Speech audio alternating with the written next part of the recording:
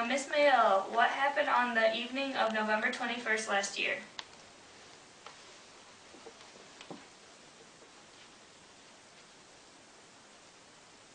Where were you at dusk that evening? I was on the porch. Please, Mayella, tell us what happened. Well, sir, I was on the porch, and he came along, you see, and there was this old shiffer rope in the yard, and Pop had brought it up to chop for kindling. And I saw Tom Robinson passing the place. Then what happened? I said, "Come here, Negro. Bust up this old shiffer rope for me. I got a nickel for you." And he couldn't have done it easy enough, he could. And so he come in the yard, and I went in the house to get him the nickel. And I turned around, and before I knew it, he was on me. He chucked me on the floor, and he choked me, he took advantage of me. Did you scream and fight back? Reckon I did. Then what happened? I don't remember too good, but next thing I knew, I was on the floor, and my papa was standing over me hollering, "Who done it? Who done it?"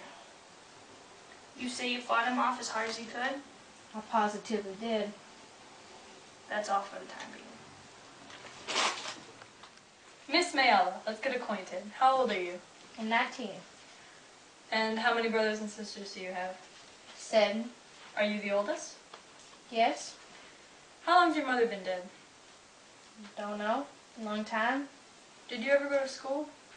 Reading round as good as Papa yonder. How long did you go to school?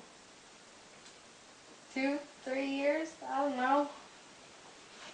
Do you love your father, Miss Mayella? I love him. What you mean? I mean, is he good to you? Does he treat you right? He's just tolerable, except when... Except when what? Except when he's drinking? Except nothing. I said he does tolerable. Does he ever go after you? How you mean? When he's riled, has he ever beaten you? My pa's never touched a hair on my head. Well, we better get to the case. Was Tom Robinson well known to you? Yes, he was. Was this the first time you asked him to enter the fence? Yeah, I know who he was. He passed by regularly. Didn't you ever ask him to come inside the fence before? I did not. I certainly did not. All right, now to what happened. You said Tom Robinson was behind you in the room when you turned around, right? Yes. Do you remember him beating you around about the face? No, I don't recollect he hit me. I mean, yes, I do. He hit me. Do you remember him beating you about the face? Yes. No. I just don't remember. I don't remember. Miss Mayall, will you identify the man who raped you? I will. That's him right yonder. Is this the man, Miss Mayall? Most certainly is.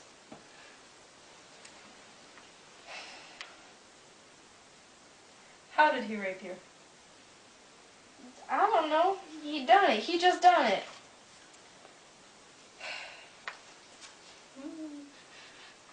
Who beat you up, Tom Robinson or your father?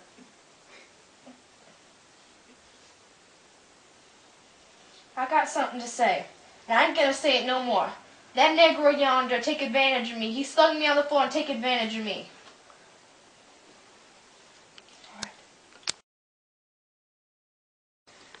Were you acquainted with Miss Mayella Ewell? Yes, sir. I had to pass her place to and from work every day. You said that you had to pass her house to and from work. Was there any other way to go? No, sir. None I know of. Did she ever speak to you? Why, yes, sir. She asked me to come inside the fence because she usually had something to do for her. Did you ever go to the place again? Why, yes, sir. I went lots of times. Why did you go? Mr. Finch, it seemed like every time I passed that place she had something for me to do. Topping water for her, chopping off a chip for her robe.